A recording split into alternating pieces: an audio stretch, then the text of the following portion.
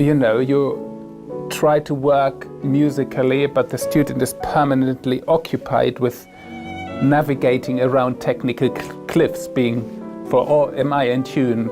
Am I in the right contact point and those things? Whilst, of course, you need to educate musically and stylistically from straight away, from early on. It's important to, get the basics right and take your time for that. Insist on it. 안녕하세요. 저는 서울대학교 졸업하고 유학 준비 중인 문영란입니다.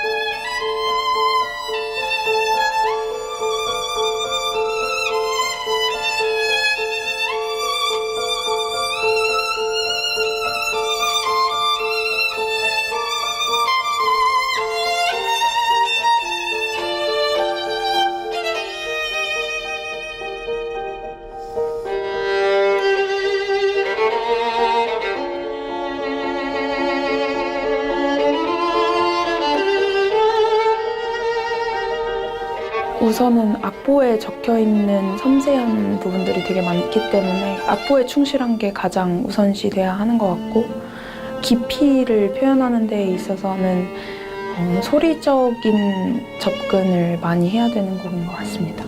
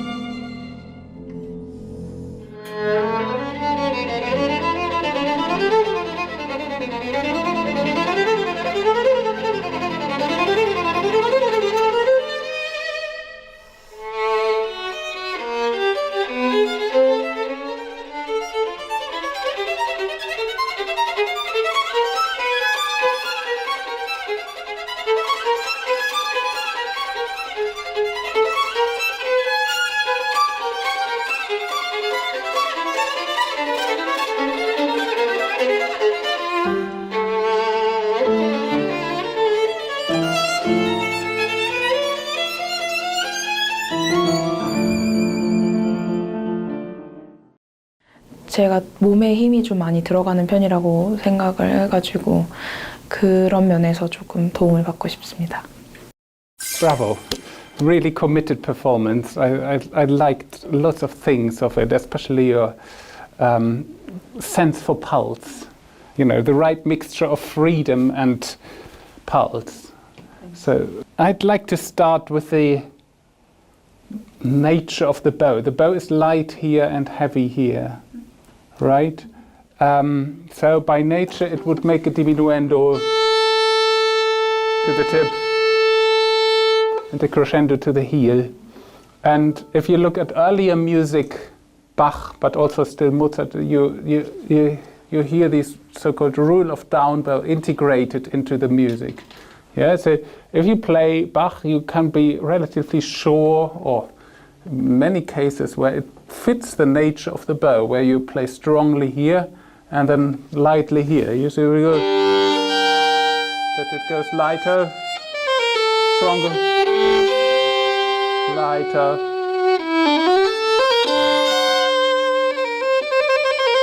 Yeah, and then of course as we proceed in music history and the development of the taut bow, one of the reasons why it was developed is so that you could sustain the sound, yeah, and do the same things here, what you do here. So before we talk about the piece in general, I think we need to talk about your setup.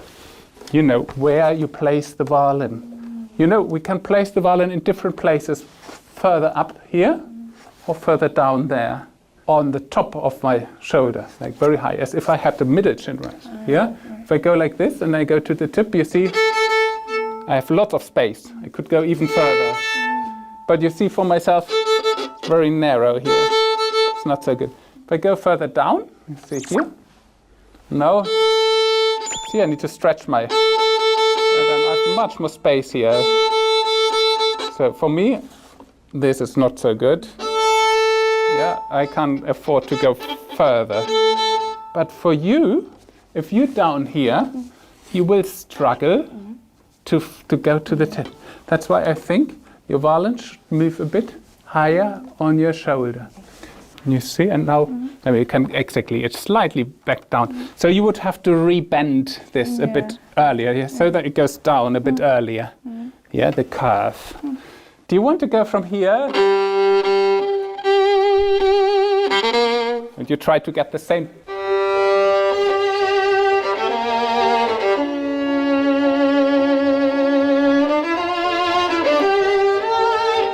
Yes, exactly. You know, we have this very lyrical beginning on the A string and on the E string here with no accents.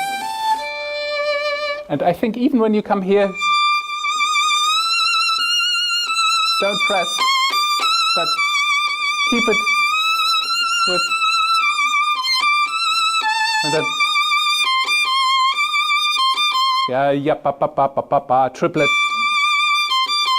But then later, when you play on the G string, ba ba ba ba ba ba, yeah, very different character. Yes, so I think the semiquavers, they need to have a little bite.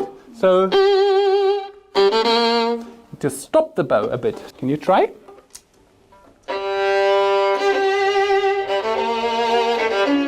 Exactly. So if you make quickly light and then go back in the string. Exactly. Very good. And you know, when the bow is parallel to the bridge, it stays in the same place.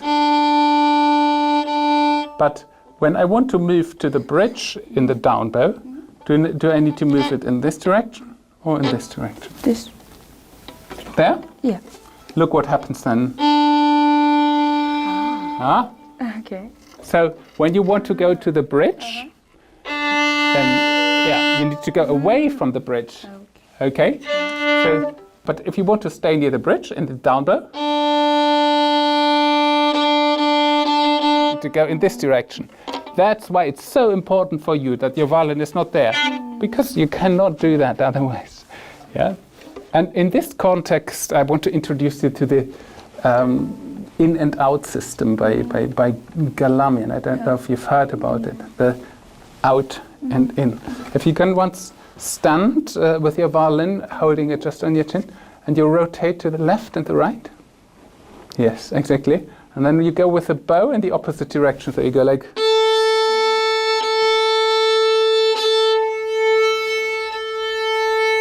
It's like rowing.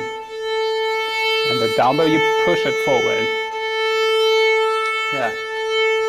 If you can I take your bow? Yeah. Like, and you have a ball in your hand. Okay, and you throw the ball. You go like, nah. Okay, you're standing like that, and you see how your body starts turning. Yeah? Yeah. Do it once, strong. Exactly. Your shoulder goes in the opposite direction, right? Yes. And with your feet start to rotate. And that's what you want to use. You know, when you play.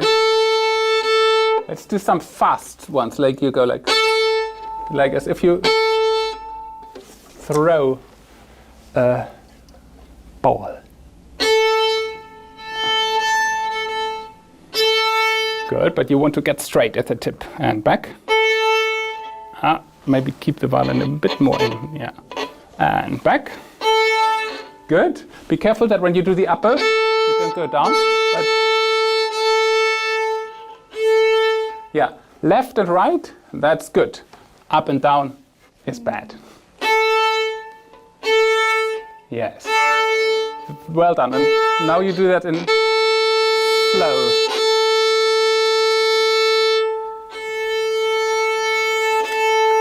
Out and in. Yes. Exactly. Okay, that keeps you near the bridge.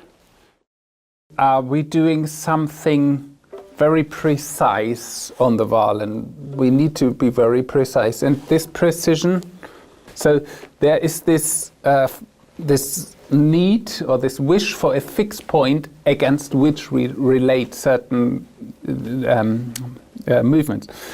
For us, everything is in motion. Everything happens.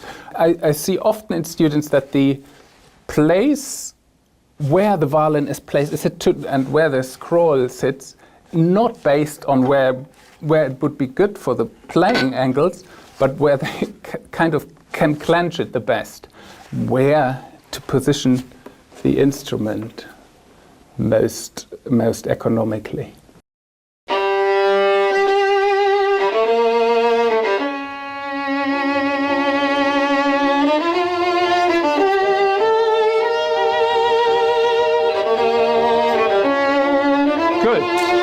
You know, I like your vibrato in many places, but sometimes it's quite tense and quite a lot from the arm.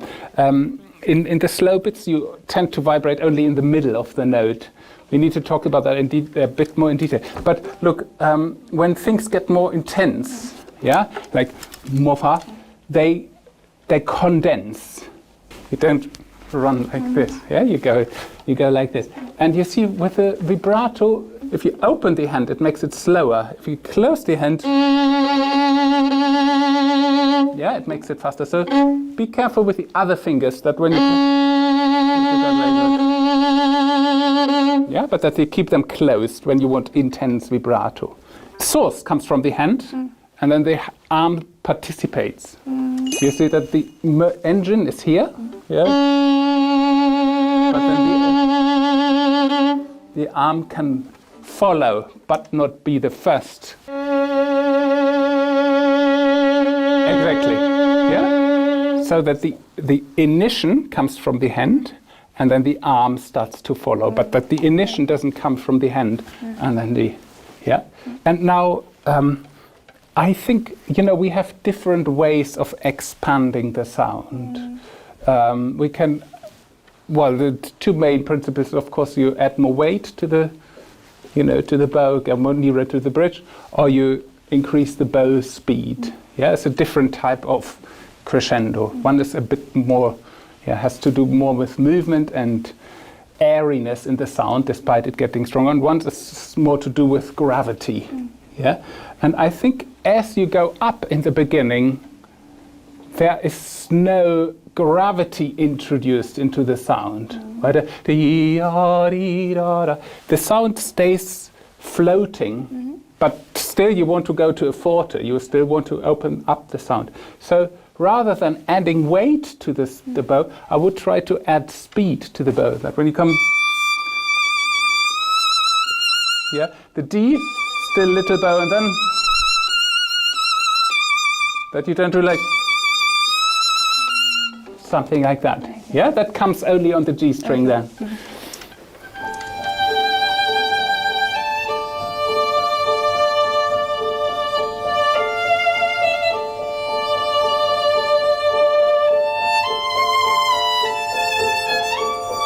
Yeah, exactly. Look, be careful first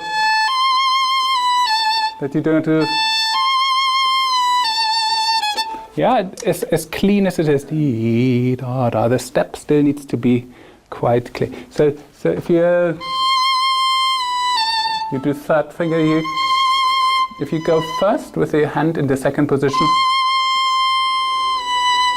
and then yes.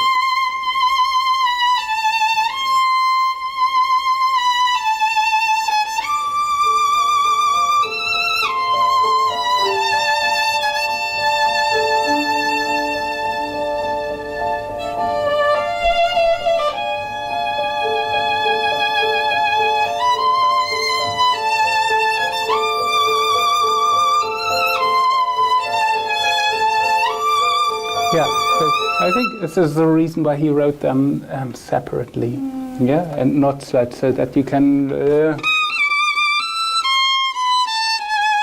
yeah, put quite some movement in it without putting more pressure in it. Yeah, you know when you're playing light, the bow is basically hanging in the hand, yeah. But when you play heavy, the hand is hanging in the bow, yeah.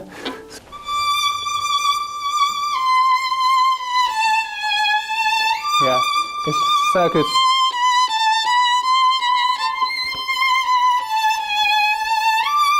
Yeah, you know, for this type of kind of legato détaché, the elbow goes a bit in advance. You see, this is still doing down bow, and this is already. Yeah.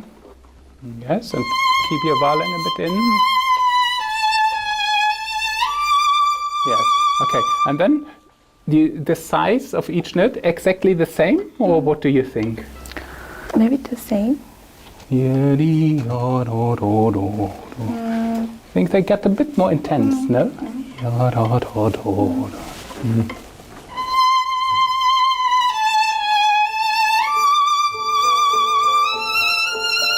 Good.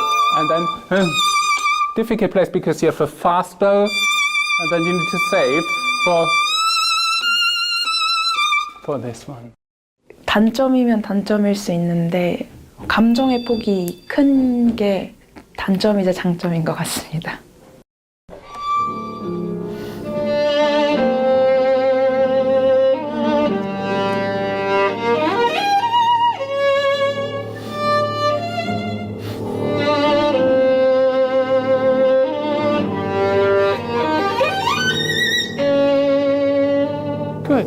Great. You see, there is a lot of legato going on in these sections. Yeah, it's all written in legato here. So I think that's really important to follow through. So when you come up here, these arpeggios, just make sure that you know there's no accent on the new string. Yeah, the wrist goes in advance. Yes, sir. Goes already down.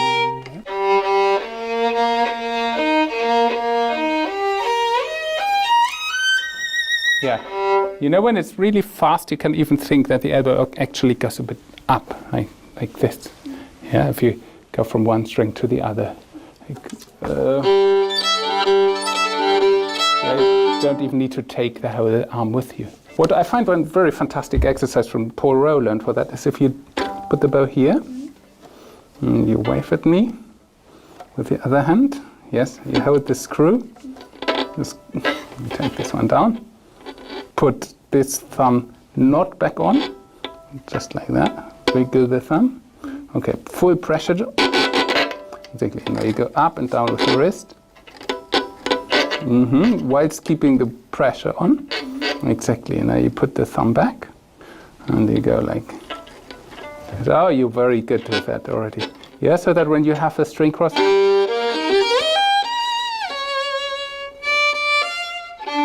Yeah, that it already sinks down. That's right.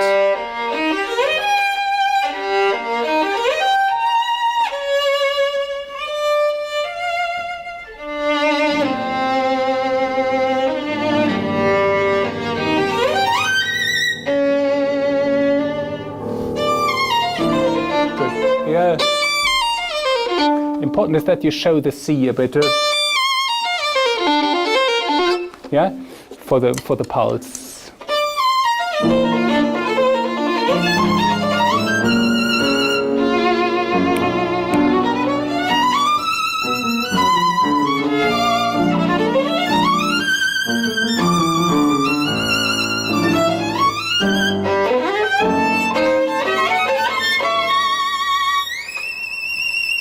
Good, great. Look here.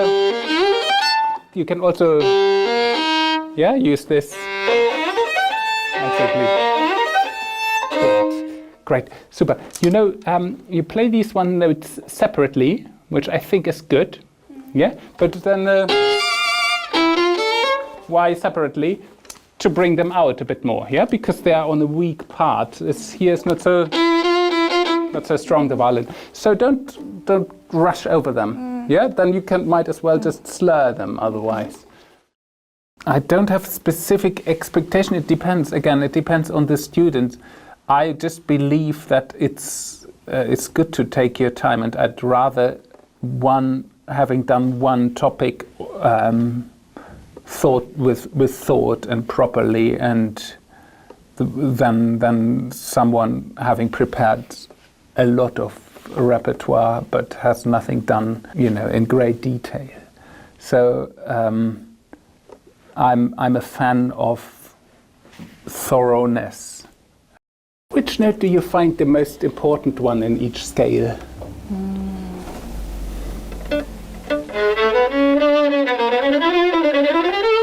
Yes, always the top one, right? And how can we show that a note is important? What other ideas, what can we do? Crescendo and percussion. Yeah, that's what you do all the time. But there are also other methods of bringing out a note. For example, if you delay it, it also becomes more important. If I say a sentence and I suddenly make a little gap before, you listen more. If I say, tomorrow I'm going to China, then you listen more, yeah? Then instead of me saying, tomorrow I'm going to China. That's one thing you can do, but you can also, make a crescendo inwards. It doesn't always have to point out. So maybe you can choose one or two where you don't just go onto it, but that you show that it's an important note through other means, whatever that means. Okay.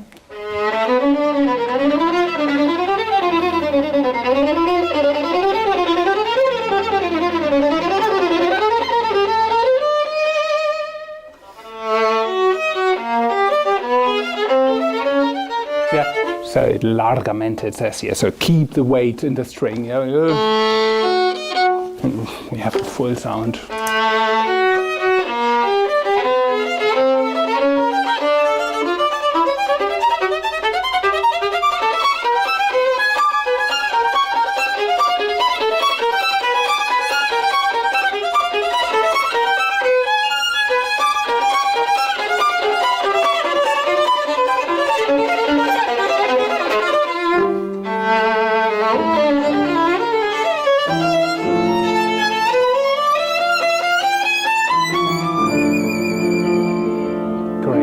There are so many pieces where we have these octaves, these broken octaves, in most of the concertos.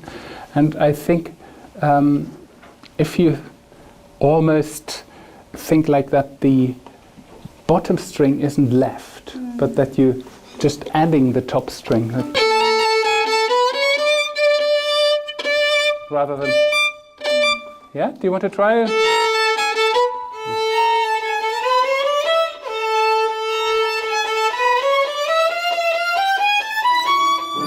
Yeah, you see, and I think you can, because it's a long crescendo, you go down here again, ya da da da da da da da da da da, and then do another crescendo.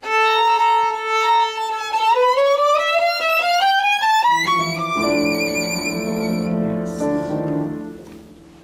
great.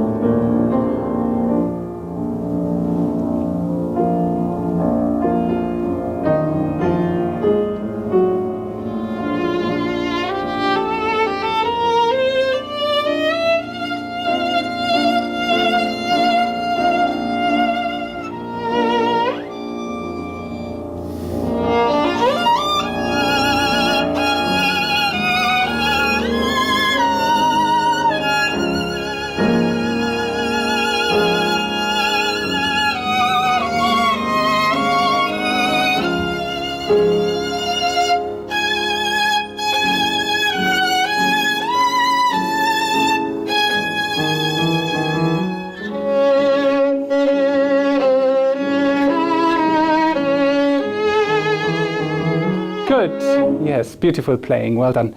Look, sixths, yeah, sixth, playing sixth, they always you know, we associate it with very romantic music, and so I believe, like, you know, in the Paganini Caprice, you can use a bit of slides. It suits your music usually very well in sixth. Yeah, so I would not hesitate to put a few very light glissandos into your playing. Yeah, so you're using different fingers. Yeah.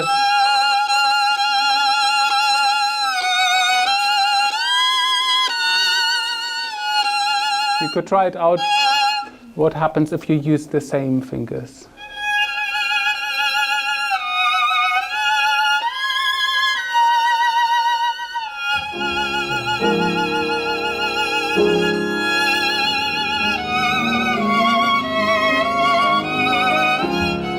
Octave? Great. Good. And then maybe you can experiment a bit with the size of the vibrato, that you don't do the same amount on every. Yeah, I think yeah.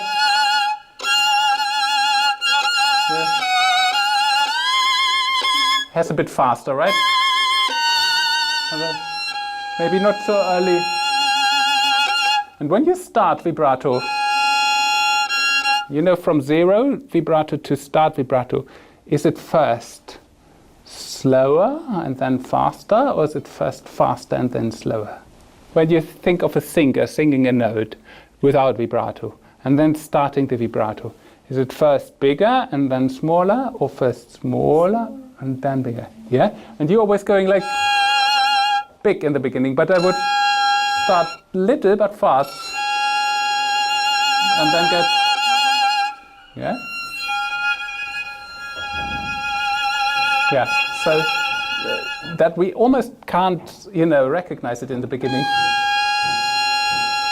Just fast and little, and then you build on that.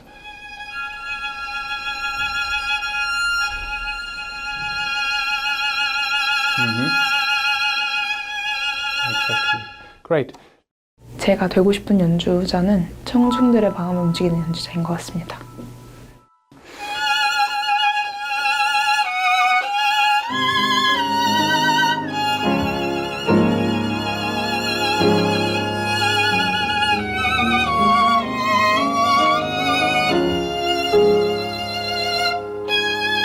Good. Great. Think of which notes where the phrase goes to and where it goes away from. Yeah. Dee da da da da da dee yam ba da da da dee da da da. The end of the phrases are not necessarily accented. Great. Good. I think we need to stop here. It was fantastic to hear you playing. Just to summarize, I think important for you would be that you not play too far to the left, but everything comes a bit further inwards, yeah, in order for you to gain the same quality you have at the tip.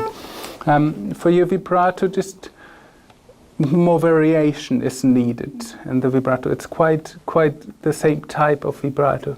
So maybe you can explore a bit what the hand can do, not just the arm, and also be careful that the other fingers, you know, when you vibrate, what are they doing? Are they long or not? Are they like this or like this? Yeah, but yours are often like this. Yeah, when you see a baby sleeping, you see the hands like this. That's a relaxed hand. Yeah, and often your vibrato, you lengthen the other fingers. Maybe try to more often relax them into the hand. Okay, well done. Thank you very Bravo. much.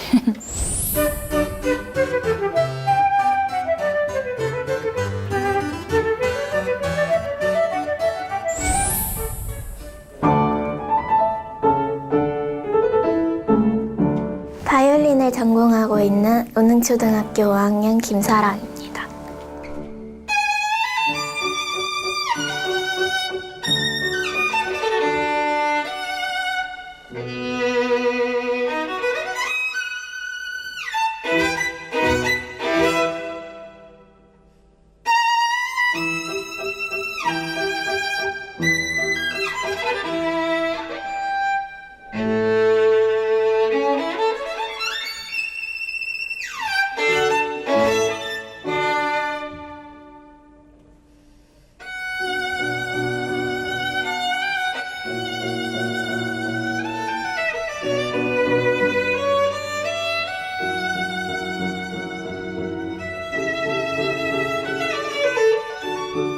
다른 친구들보다 좀 늦게 시작한 편이어가지고 잘하고 싶은 때가 있을 때 그때 좀 더 다른 친구들보다 많이 해야 되고 열심히 해야 되는데 그런 게 좀 힘들었던 것 같아요.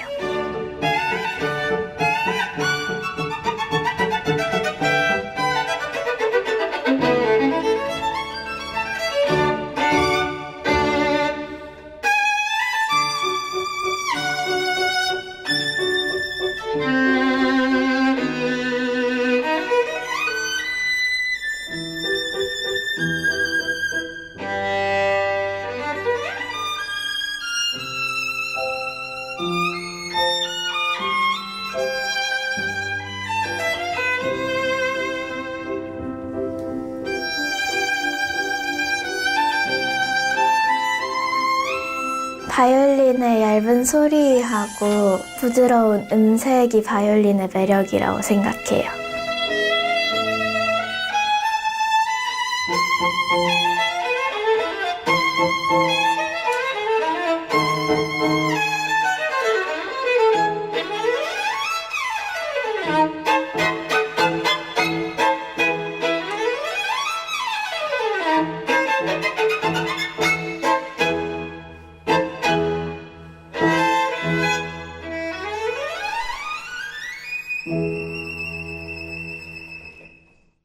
이번에 10도 화음이 곡에 있는데 그 화음 음정 소리 잘 내는 거 하고 활 가볍게 너무 가볍게 아니면 너무 무겁게 쓰지 않는 것 배워가고 싶어요. Wonderful. It's a very difficult piece. Yes.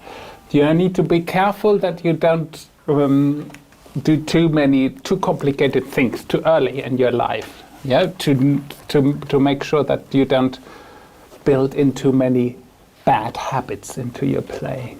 Yeah, it's better to stick to some basics and to really care for good setup rather than going on too early to too many difficult things. But you're doing this very well, so we're going to work through some bits of that today.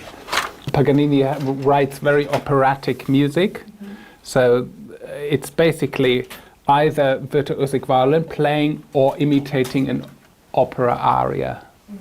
So where is the first time the opera singer starts? In the beginning, of course, that's a violinist, very virtuosic. And where does the opera singer comes in the first time?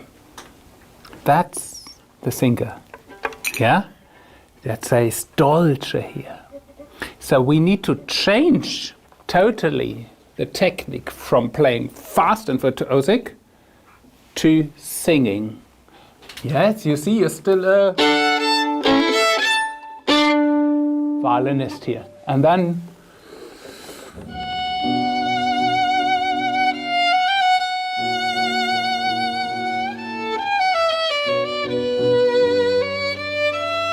you become a singer.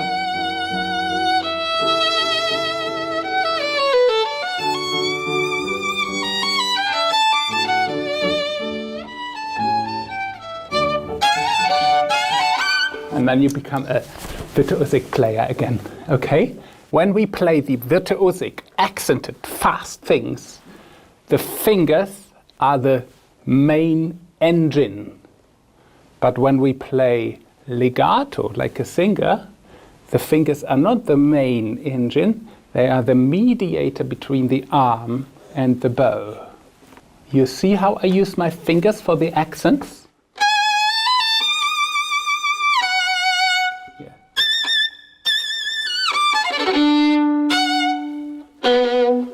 With the fingers. But when I play legato, the fingers, I use them as well, but passively.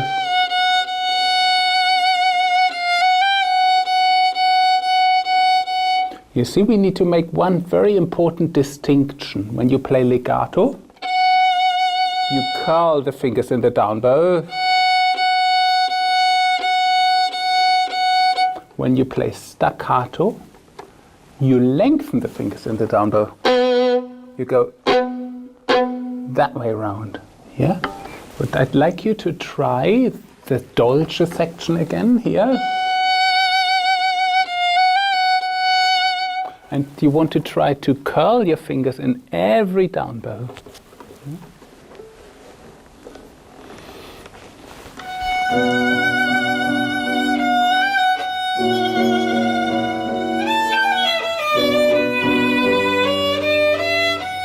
Good. Okay. You just play me on the open string.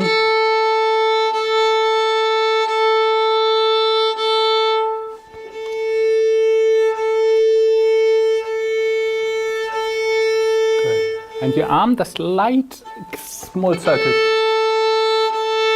Yeah.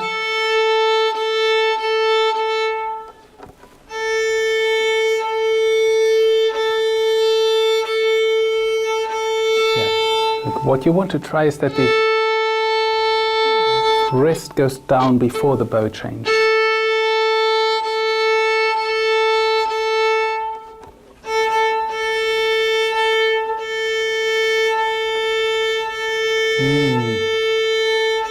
Yeah. So in the end, when I'm here, fingers, they still do up bow, but the wrist already does down bow.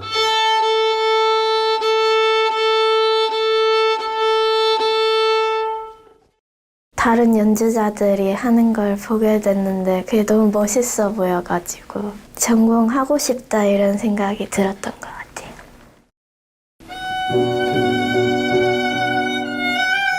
Good. And then do a circle in.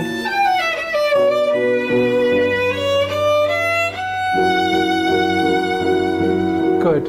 When you play legato with the bow, the left hand, the fingers need to do the articulation. Look here. Very good. But here. It's very important. Sounds different than, yeah. So,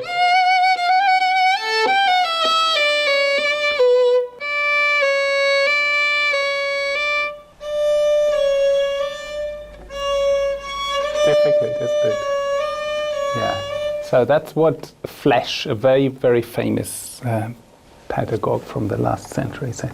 You need to learn to put all fingers down and then lift them completely, like this. Can you put all fingers down on the string? Okay, and now the third finger, you go like that. Difficult, yeah? The other three stay on the string and you practice this. Yeah, so at the moment you can maybe go till here, right? And tomorrow you go there, tomorrow, and then in 2 weeks you can go like this.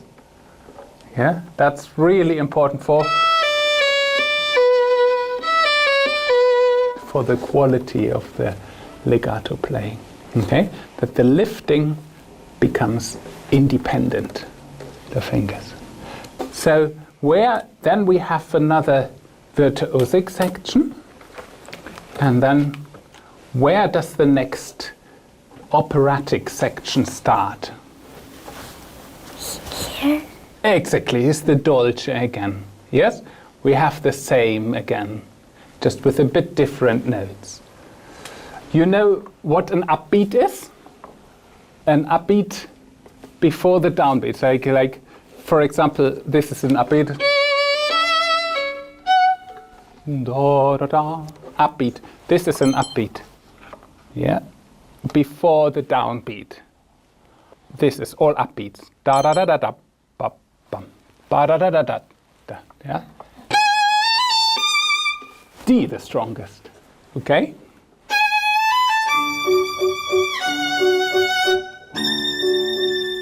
Yeah, let's go from the beginning.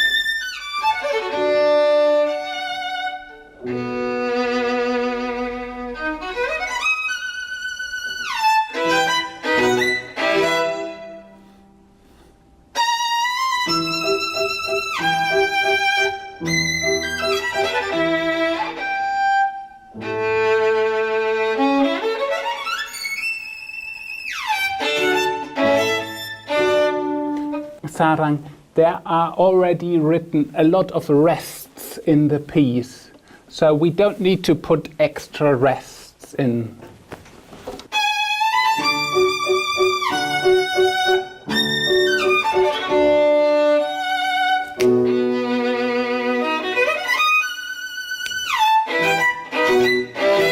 Yeah, now you can wait, but here...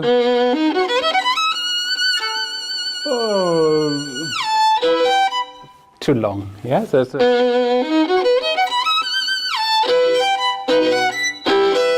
Now you can wait. Then you stop. Yeah.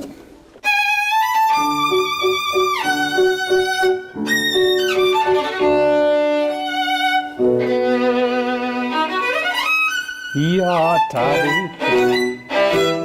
exactly. I remember as a teenager thinking, what do I want to do in life, and what do I want to do as a profession? And I always found that I love this, that you find it all in violin playing. You have your emotions, you have your body, and you have your intellect, all three together in one subject. Yeah, it's this holistic idea that all parts of your being are involved, which in the end made me want to do it, I guess. Paganini had his thumb, apparently, some sources suggest that, here, always. And when he went to the first position, he would stay there. I'm not sure if it's 100% true that he did it, but he certainly had the idea of 13 positions, but more like low, medium, and high. And look, when you go down to the first position or to the second position, do you know what you're doing with your arm? I show you. Look, here you do.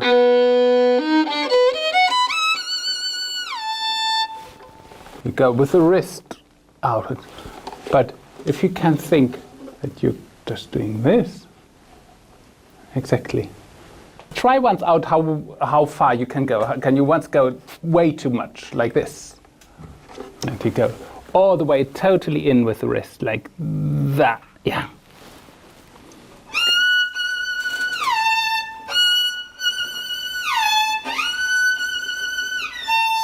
Can you lean your wrist against the violin, here? And then move your hand forwards and backwards? Yes, without the fingers, like fingers here. Exactly. Okay. It looks very good, very relaxed what you do. Now do you do the same thing, but you put the finger on the string, the second finger? Let's do. Yes, keep the pinky finger relaxed. Okay, can I hold your arm? And you try again. You can have a bit of contact. Hold the violin with your... And then try again. Good. Can you practice a bit vibrato like this in the fifth position? Fifth position here. So you go like...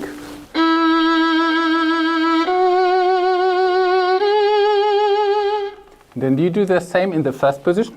You put a little orange here. Yeah? And on apple, something like this, so that you can't move the arm. Because you are very, very active with the arm. It's very dangerous. It can become problematic if you're not careful. I think because you vibrate so much with the arm, you want to go down with the... Because with the arm vibrato, people always go out with the wrist, yeah? But if you learn to use this, the thumb can hold the violin as well. Do you know how people would play without shoulder rest before there was the shoulder rest? You need to hold it all on the thumb then. Paganini had no shoulder rest.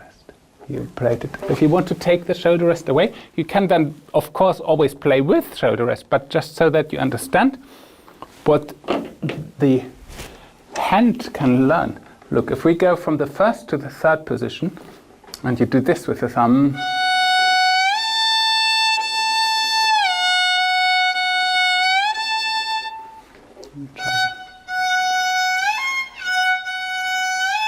yeah, but look, the thumb can go in advance.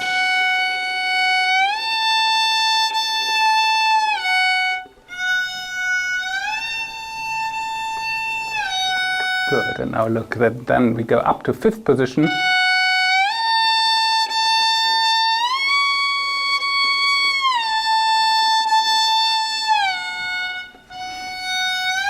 Thumb first.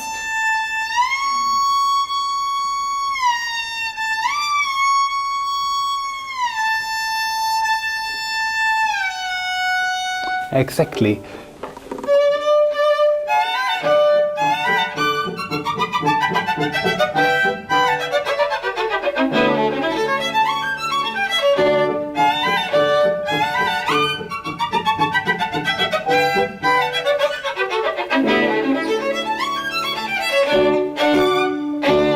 Good.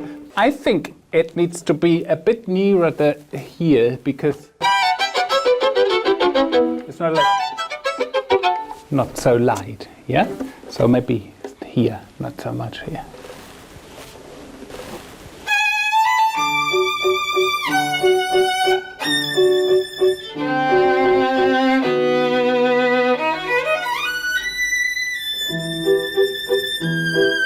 Yeah, good. Like, look, the C is a bit of a surprise, yeah, because it's different from the beginning. So don't play it too normal, yeah? Maybe you can wait a bit. And then, yeah, dark. Two professions, of course, they influence each other, and I'm glad that I always gain something from when I perform myself, from which this aspect is something interesting I would put into my teaching as well. Other than that, you know, when you perform yourself, you're quite self-centered, not in a bad sense, but through your own personality, through your own intellect.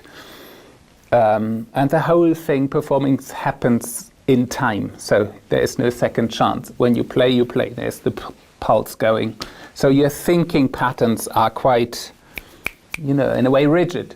And when you teach, you think differently. Your thinking is much more, yeah, I just love this synergy of different layers of thinking in teaching. So you think mechanically, you think physiologically, you think mathematically, you think psychologically when you think about how to help a student. And this is just, for me, a fascinating profession to do that all under the umbrella of, you know, the art we are doing.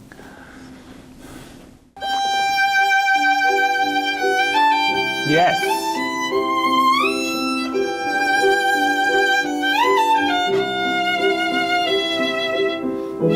Yeah.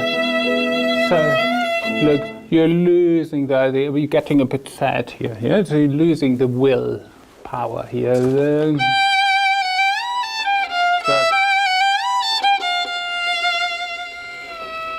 So don't play.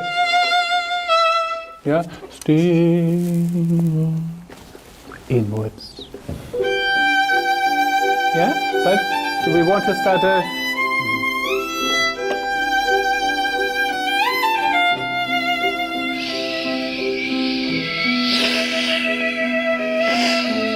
And now.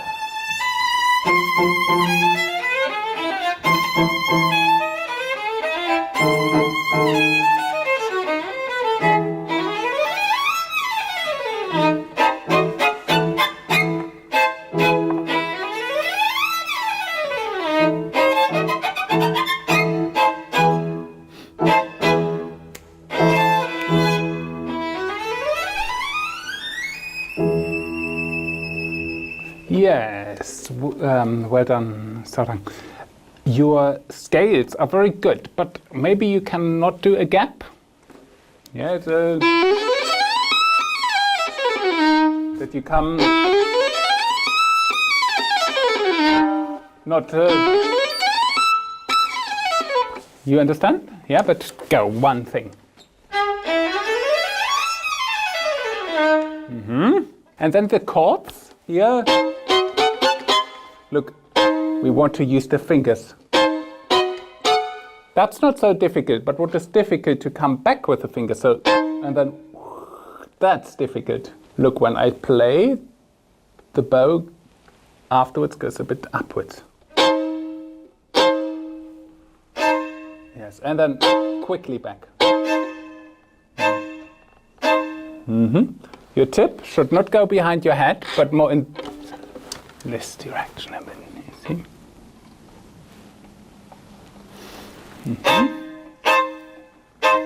Very good. Always when you come back, try to go back in this direction. And back, and back. So you practice this with the hands, here with the finger. Not with the whole arm. 곡들이 색깔들이 되게 다양한데 그 다양한 색깔들을 모두 잘 소화할 수 있는 그런 연주자가 되고 싶어요.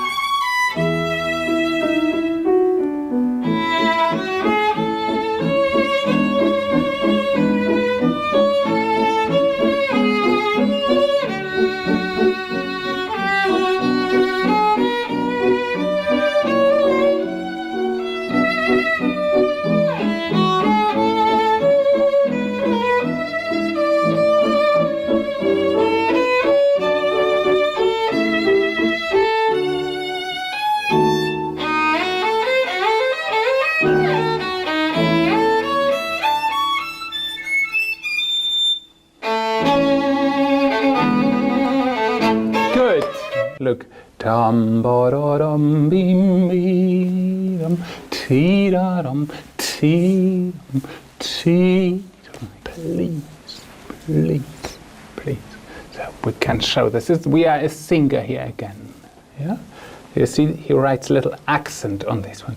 Ti dum ti da. Do you try from the Dolce?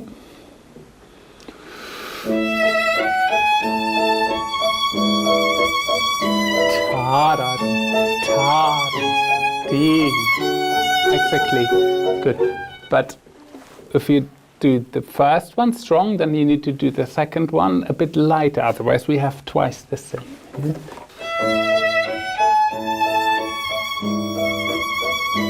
Ta da ta ti.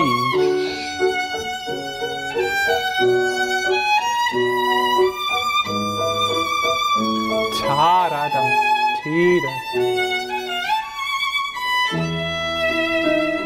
And wrist. Yes, yeah.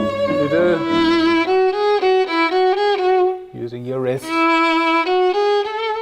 to connect the notes.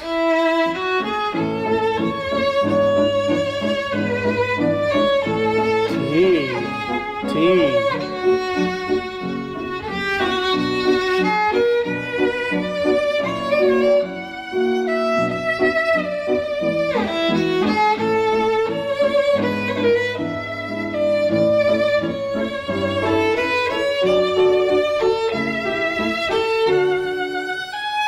Exactly. You know that Paganini wrote that all on the D string, so you can go.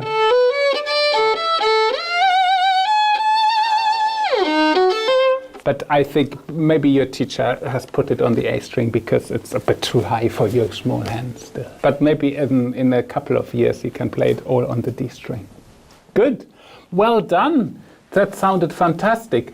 Just to summarize for your playing for the Paganini concerto, you need to be a singer and a violinist. Okay, and when you are a singer, it's important not to start like this, but like, oh. Yeah, never like this, but really smooth and with a bit less hair, and then you can sing in the hand. And then the vibrato is something very complicated. Be careful that you don't just use your arm, but that you find also other ways. Your wrist, be careful because you are not so big yet, you're still growing, so you're trying to reach around the violin and then this happens easily. Yeah, can become problematic. So when you go down to positions, maybe you can think a bit like this rather than like this. Yeah?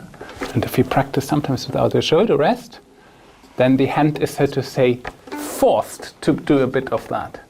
Yeah? It can't change it. And that will maybe help you a bit with this one. Okay? Bravo, well done.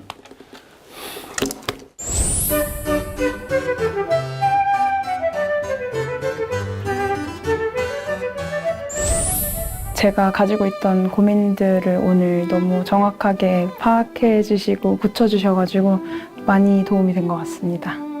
Thank you for coming here and your lesson. Thank you so much. 마스터 클래스를 많이 안 해보기도 했고 촬영이기도 해서 좀 많이 긴장했는데 선생님께서 엄청 친절하게 알려주셔가지고 좀 좋은 시간이었다고 생각해요. 오늘 잘 가르쳐 주셔서 감사하고 앞으로 또 뵐 기회 있으면 뵀으면 좋겠어요. I studied in various countries and it helps you to understand yourself. It helps you to understand where you're coming from, which parts of you are really you, and which parts just by being thrown in different environments, you reflect on those things. And I think that's important to understand for yourself in order to progress as a person and a player ultimately. Go and study abroad, I would say.